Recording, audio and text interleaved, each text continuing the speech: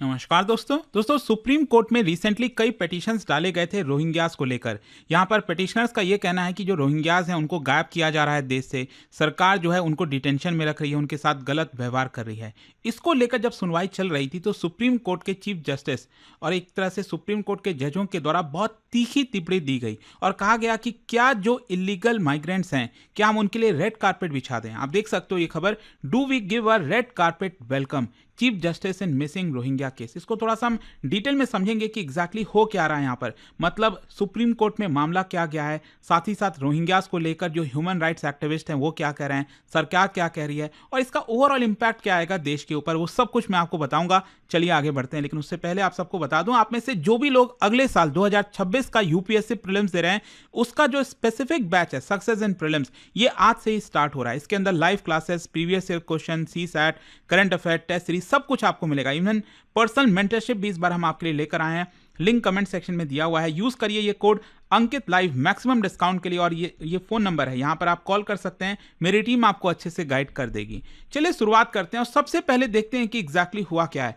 देखिए, जैसा मैं आपको बता रहा था कि पिटीशंस डाले गए थे सुप्रीम कोर्ट के अंदर और पिटीशंस के अंदर यह कहा गया कि जो रोहिंग्याज हैं, आप सब जानते हैं म्यांमार से जो रोहिंग्याज आए हैं, उनको लेकर पिटिशनर्स का यह कहना है कि उनको सरकार जानबूझकर डिटेन कर रही है, उनको गायब कर दे रही है, उनको डिपोर्ट कर दे रही है वापस इलीगल तरीके से, गलत तरीके से। तो सुप्रीम कोर्ट के अंदर इसकी सुनवाई चल रही थी।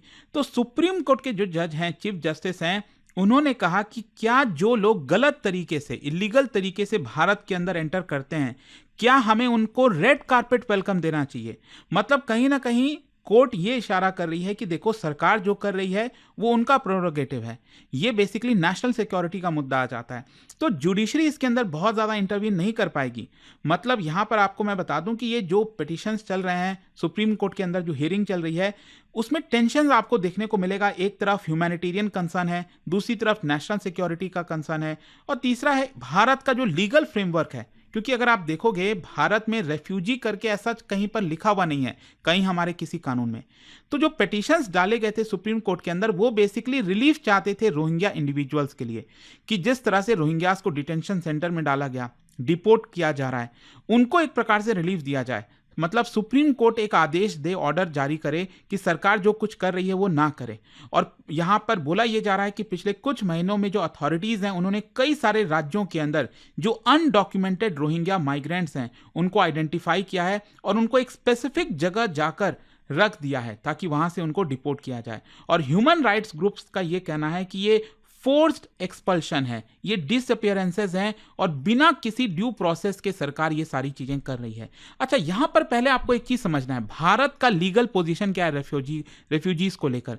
एक चीज मैं आपको बता दूं, 1951 का जो यूएन रेफ्यूजी कन्वेंशन है या फिर 1967 का जो प्रोटोकॉल है, उसका भारत ने साइन नहीं किया है। India is not a signatory to both of them and does not have a domestic refugee law. मतलब रेफ्यूजी करके हमारे कानून में, संविधान में कहीं पर कुछ भी नहीं है, और इसी की वजह से there is no automatic legal category of refugee in Indian statutory law. तो क्वेश्चन अब ये आता है कि अगर मान लो कोई भी पर्सन भारत के अंदर आता है, लीगल तरीके से आता है, इलीगल तरीके से आता है, तो भारत सरकार उसको कैसे डील करती है। तो बेसिकली दो कानून है जिसके तहत उनको डील किया जाता है। एक है फॉरेनर्स एक्ट 1946 का, जिसके तहत डिटेंशन, रेगुलेशन, डिपोर्टेशन फॉरेनर्स का अलाउ किया जाता है, और दूसरा है passport entry into India act 1920 का, जिसके तहत जो भी लोग एंट्री लेते हैं विदाउट वैलिड डॉक्यूमेंट्स, वो आपका रेगुलेट किए जाते हैं।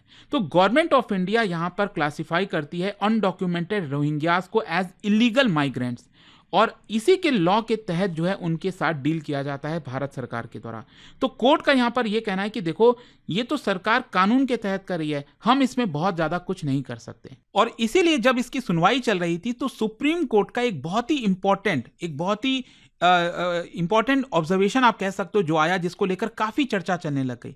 और यहां पर सुप्रीम कोर्ट ने कहा, can intruders be given a red carpet welcome. ये जो मार्क है, ये कहीं ना कहीं आप समझ सकते हैं कि कोर्ट का एक ऐसा व्यू है जहां पर जो इलीगल एंट्री लेता है भारत के अंदर, उसको किसी भी प्रकार का एंटाइटलमेंट नहीं होना चाहिए। मतलब कोर्ट का यह कहना है कि हम जो सरकार के तहत जो भी कुछ हो रहा है, लीगल प्रोसेस के थ्रू जो भी कुछ हो रहा है, हमें उसी की तहत जाना पड़ेगा। और यहां पर जुडिशियल इंटरवेंशन में लिमिट हो जाती है। कोर्ट ने एक प्रकार से ये इंडिकेट किया that the court can not override the governments authority on immigration and national security. अगर कोई भी रिलीफ है, it must operate with in the act, चाहे वो फॉरेनर्स एक्ट हो या फिर पासपोर्ट लॉज हो। और कोर्ट जो है यहाँ पर ब्लैंकेट ऑर्डर जारी नहीं कर सकती, सरकार को ये नहीं कह सकती कि आप ऐसा क्यों कर रहे हो इनके साथ, वैसा क्यों कर रहे हो, क्योंकि जो लोग आए हैं वो इलीगल तरीके से आए हैं। अगर वो सही वैलिड तरीके से आते भारत के अंदर, तब यहां पर हम कोई ऑर्डर जारी करते, अगर सरकार ऐसा कुछ करती। लेकिन यहां पर देखो, नेशनल सिक्योरिटी और एडमिनिस्ट्रेटिव कंसर्न आ जाता है। बेसिकली भारत सरकार ने अपना पक्ष क्या रखा, भारत सरकार ने सुप्रीम कोर्ट में क्या कहा। सरकार का यह कहना है कि कई ऐसे जो रोहिंग्या सेटलमेंट्स हैं, उनका लिंक रेडिकलाइज्ड नेटवर्क के साथ है, भारत के अंदर ऑर्गेनाइज्ड क्राइम के साथ है। यहां पर वेरिफिकेशन जारी है और वेरिफिकेशन करना भी मुश्किल हो जाता है हमारे लिए, क्योंकि उनके पास कोई प्रॉपर रिलायबल म्यांमार का डॉक्यूमेंट भी नहीं है ताकि हम एग्जैक्टली पहचान सकें। और इसीलिए यहां पर यह पूरी ड्राइव चलानी पड़ती है। और लार्ज स्केल जो इलीगल माइग्रेशन है, इसकी वजह से देश के अंदर जो डेमोग्राफिक बैलेंस है वो बिगड़ता है, लोकल सिक्योरिटी खतरे में आती है। तो कोर्ट ने यहां पर यह कहा है कि ये जो असेसमेंट है नेशनल सिक्योरिटी का, ये बेसिकली एग्जीक्यूटिव डोमेन में आता है, सरकार के डोमेन में आता है। तो पेटिशनर जो सुप्रीम कोर्ट के पास आए हैं, उससे उनको ऐसा कोई बहुत रिलीफ नहीं मिल पाएगा। लेकिन हाँ, दूसरी तरफ अगर आप देखोगे, ह्यूमन राइट्स जो एडवोकेट्स हैं, उन्होंने नॉन रिफॉल्वमेंट का तर्क दिया। अब ये नॉन रिफॉल्वमेंट का तर्क क्या है? देखो, दुनिया भर में क्या होता है ना कि एक नॉन रिफॉल्वमेंट का प्रिंसिपल है। इसमें यह कहा जाता है कि अगर मान लो आपके देश में कोई भी इलीगल व्यक्ति आया है, एंट्री लिया है विदाउट वैलिड डॉक्यूमेंट, तो आप उसको जबरदस्ती उसके देश वापस नहीं भेज सकते अगर वहां पर उसके साथ परसिक्यूशन का खतरा है। तो यहां पर ह्यूमन राइट्स एक्टिविस्ट का यह कहना है कि देखिए, जो रोहिंग्याज भारत में आए हैं, अगर आप उनको म्यांमार वापस भेज दोगे तो उनके साथ परसिक्यूशन होगा। तो ये एक प्रकार से आप प्रिंसिपल को वॉयलेट कर रहे हो। लेकिन भारत सरकार का क्या कहना है? सरकार ये कह रही है कि देखो, नॉन रिफॉल्वमेंट बाइंडिंग हमारे ऊपर नहीं है, क्योंकि we are not the signatory of refugee convention. मतलब अगर हम रेफ्यूजी कन्वेंशन के सिग्नेटरी होते तो ये हमारे ऊपर बाइंडिंग होता है, लेकिन क्योंकि हम ऐसा नहीं है तो हमारे ऊपर ये बाइंडिंग नहीं है। और डिपोर्टेशन हम तभी करते हैं म्यांमार के साथ जब म्यांमार कंफर्म करता है उनकी नेशनैलिटी। ऐसा नहीं है कि भारत सरकार बस उनको फ्लाइट पकड़ के म्यांमार के अंदर प्लेन से छोड़ देती है या फिर उतार देती है, जैसे भी। हम ऐसा नहीं करते, म्यांमार की सरकार कंफर्म करती है उनकी नेशनैलिटी, तब हम ऐसा करते हैं। और humanitarian obligation must be balanced with security and sovereign control of borders. मतलब जो ह्यूमन राइट्स एक्टिविस्ट बार बार कहते हैं कि ह्यूमैनिटेरियन कंसर्न है, तो यहाँ पर सिक्योरिटी का भी तो खतरा है, तो उसके तरफ हमारा बैलेंस होना चाहिए। ये भारत सरकार का तर्क है। लेकिन ह्यूमन राइट्स का कंसर्न देखो वही है कि आप जबरदस्ती उनको भेज रहे हो, आप उनको डिसअपेयर कर दे रहे हो। तो ये कई सारी रिपोर्ट्स आ रही हैं देश भर से कि उनके साथ गलत व्यवहार हो रहा है। लेकिन देखिए, यहां पर क्वेश्चन यह है कि ग्राउंड सिचुएशन क्या है, मतलब ग्राउंड लेवल पर हो क्या रहा है। मैं आपको थोड़ा सा बताता हूं। देखोगे अगर आप, तो tens of thousands of Rohingyas आज के डेट में भारत के अंदर अलग अलग राज्यों में, अलग अलग शहरों में आपको देखने को मिलेंगे। जम्मू से लेकर दिल्ली, एनसीआर, हैदराबाद, नू, हरियाणा का हो गया, बहुत सारे रीजन्स में आपको रोहिंग्यास का सेटलमेंट देखने को मिलेगा। एंड ज्यादातर के पास वैलिड डॉक्यूमेंट नहीं है। इसको देखते हुए पिछले कुछ समय से जो मिनिस्ट्री ऑफ होम अफेयर्स है, सेंट्रल गवर्नमेंट है, उन्होंने ऑर्डर पास किया था सभी राज्यों को और कहा कि आपको एक डिटेंशन सेंटर बनाना पड़ेगा अपने राज्य के अंदर। तो यहां पर उसमें कोई भी अगर वेरिफिकेशन होता है, कोई भी रोहिंग्या पकड़ा जाता है, तो उसको डिटेंशन सेंटर में रखो, उसकी सिक्योरिटी स्क्रीनिंग करो और फिर उसको वापस भेजने का जो पूरा प्रोसेस है वो स्टार्ट होगा। सो लोकल अथॉरिटीज ने ये कहा कि 2025 में, इस साल जो है, बड़ी संख्या में जो डेटिनीज हैं उनको डिटेंशन सेंटर में रखा गया है। अब डिपोर्टेशन में भी चैलेंज आता है, आप उसको लंबे समय तक कब तक रखोगे एक डिटेंशन सेंटर में? अगर वहां से उनको तुरंत म्यांमार भेज दिया जाए तब तो चलो ठीक है, लेकिन डिपोर्टेशन इतना आसान नहीं है, क्योंकि म्यांमार भी इतना जल्दी अप्रूव नहीं करता है। म्यांमार भी उनका जो नेशनैलिटी ऐसा नहीं कहता है कि हाँ ये रोहिंग्याज हैं तुरंत, बहुत लंबा समय लग जाता है। ह्यूमन राइट्स ग्रुप्स का क्लेम है कि देखिए, मिड 2025 में they did not provide adequate individual hearing. मतलब कोई भी, अगर मान लो सरकार किसी को भी उठाकर रोहिंग्या बोल दे रही है और मान लो वो रोहिंग्या नहीं है, तो उसको प्रॉपर हियरिंग होनी चाहिए ना कि ये पर्सन रोहिंग्या नहीं है, सरकार उसको जबरदस्ती म्यांमार भेजने की कोशिश करी है, ऐसा ह्यूमन राइट्स का कहना है। So court must balance these allegation. एक तरफ सरकार का क्लेम है, दूसरी तरफ ह्यूमन राइट्स का क्लेम है। तो सुप्रीम कोर्ट के सामने बेसिकली जब पिटीशन गया तो उसमें कई इंपॉर्टेंट लीगल क्वेश्चन थे।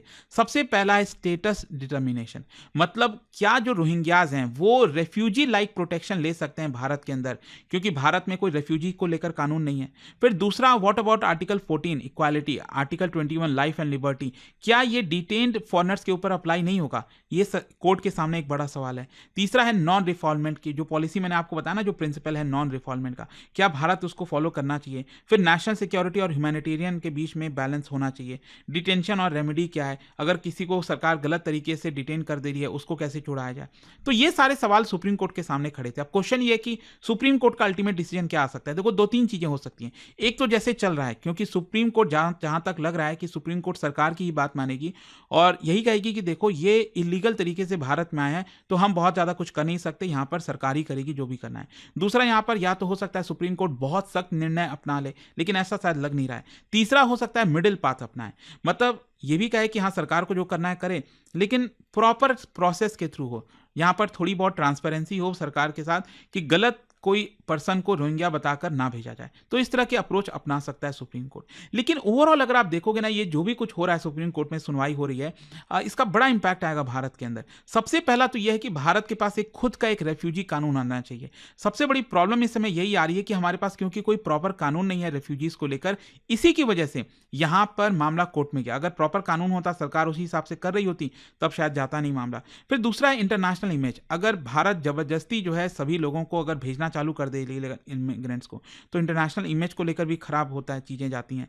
फिर एडमिनिस्ट्रेटिव बर्डन भी इतना आसान भी नहीं है कि लोगों को आइडेंटिफाई करो, उनको रखो, फिर वहां से भेजो, बहुत खर्चा भी होता है। फिर सिक्योरिटी भी देखना होता है फ्यूचर पॉलिसी को देखते हुए। तो देखते हैं क्या होता है इसको लेकर, बट आई होप कि इस वीडियो के तहत ये रोहिंग्यास को लेकर जो चर्चा चल रही थी सुप्रीम कोर्ट के अंदर, अब अल्टीमेटली सुप्रीम कोर्ट का जजमेंट आएगा तब देखेंगे कि क्या होता है। लेकिन जाने से पहले एक इंटरेस्टिंग क्वेश्चन आप सभी के लिए। एक इंटरेस्टिंग क्वेश्चन ये है, बेसिकली आपको ये बताना है कि इनमें से कौन से पेयर, मतलब यहां पर रीजन का नाम लिखा है और जो माइग्रेशन है किस डायरेक्शन में होता है, कौन से रीजन से माइग्रेशन किस डायरेक्शन में होता है, क्या ये सही है कि नहीं, ये आपको बताना है। और इसका राइट आंसर आप सब जानते हैं, मेरे इंस्टाग्राम पर तो मिलेगा ही, वहां पर अगर आप नहीं हो कोई बात नहीं, टेलीग्राम से ले सकते हैं इसका सही उत्तर। और दोस्तों, जैसा मैंने आपको बताया, अगर आप यूपीएससी की तैयारी कर रहे हैं, 2026 का प्रीलिम्स दे रहे हैं, तो आज से ही हमारा ये जो बैच है क्रैश कोर्स स्टार्ट हुआ है। Use this code Ankit live maximum discount के लिए, और ये फोन नंबर है, यहां पर आप कॉल कर सकते हैं, मेरी टीम आपको अच्छे से गाइड कर देगी। दोस्तों, यूपीएससी का टारगेट बड़ा होता है और सही गाइडेंस मिल जाए तो सफर आसान हो जाता है। स्टडी IQ IAS लेकर आया है achievers cell,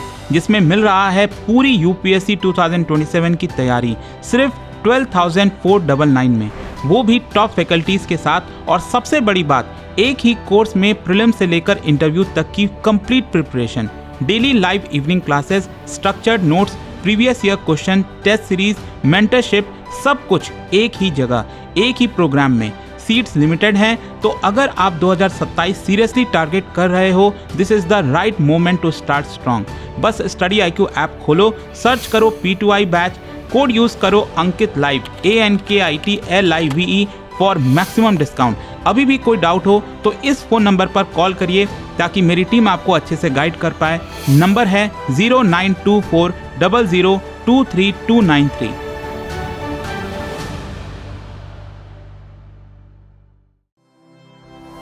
study IQ IAS, आपका सिलेक्शन हमारा मिशन।